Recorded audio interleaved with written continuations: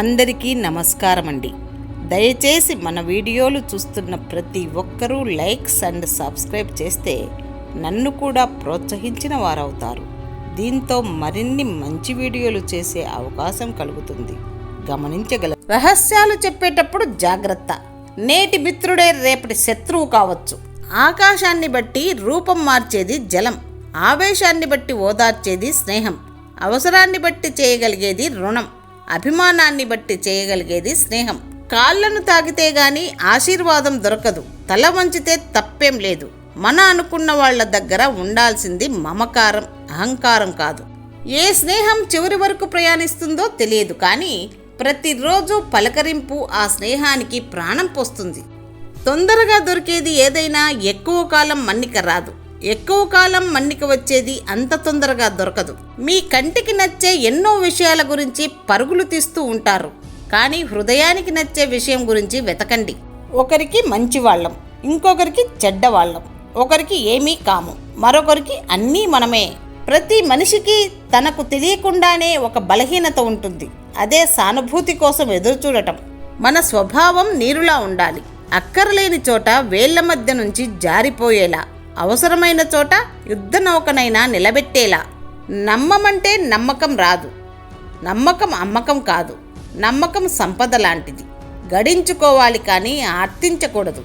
మంటకు కట్టెలు లేకపోతే మంట చల్లారిపోతుంది. అదేవిధంగా చెప్పుడు మాటలు లేకపోతే వివాదం సమసిపోతుంది. ఒక సోమరి ఒక తలుపు లాంటివాడు. ఒక తలుపు దాని బంధుల మీద తిరిగినట్టు తన పడక మీద అటూ ఇటూ తిరగడమే అతడు చేసేది అంతా. అతడు ఎన్నడూ ఎక్కడికి వెళ్ళడు. తెలివి తక్కువ వాడిని గౌరవించడం వ్యర్థం. అది వేసవిలో మంచులా, కోతకాలంలో వర్షంలా ఉంటుంది. చేదు మాత్రలను నమలకూడదు, మింగేయాలి. ఇందులో దాగున్న మర్మం ఏమిటంటే, జీవితంలో మనకు కలిగిన అవమానాలు, మోసం, వైఫల్యాలను మింగేయాలి.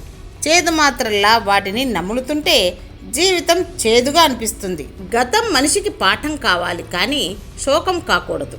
గతం నేర్పిన పాఠాలను భవిష్యత్తుకి పునాదులుగా మార్చుకోవాలి. కోపంలో మనసు విచక్షణ కోల్పోతుంది. కోపంలో నాలుక కత్తి కంటే పదునైనది.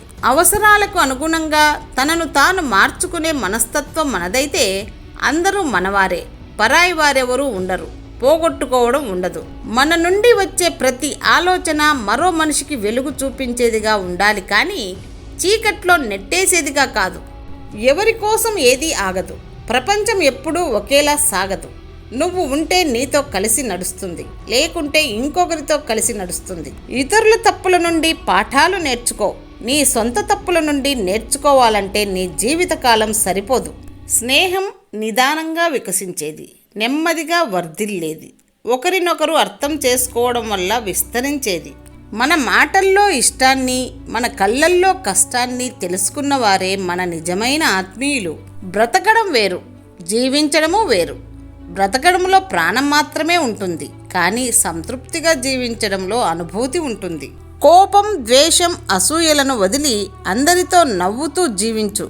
ఈ జీవితంలో అంతకు మించి సంతోషం ఏముంటుంది? అభ్యాసంతో యోగం సిద్ధిస్తుంది, సిద్ధితో జ్ఞానం లభిస్తుంది, జ్ఞానం నుండి ప్రేమ, మరియు ప్రేమ వల్ల పరమానందం లభిస్తాయి.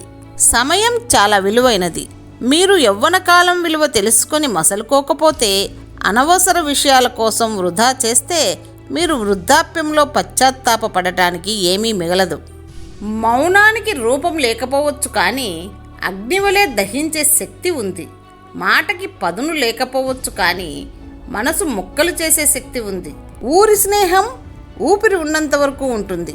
పట్నం స్నేహం పైసలు మరియు పని ఉన్నంత వరకు మాత్రమే ఉంటుంది. సంతోషమైన జీవితం ఇవ్వలేని వాడికి భార్య అనవసరం.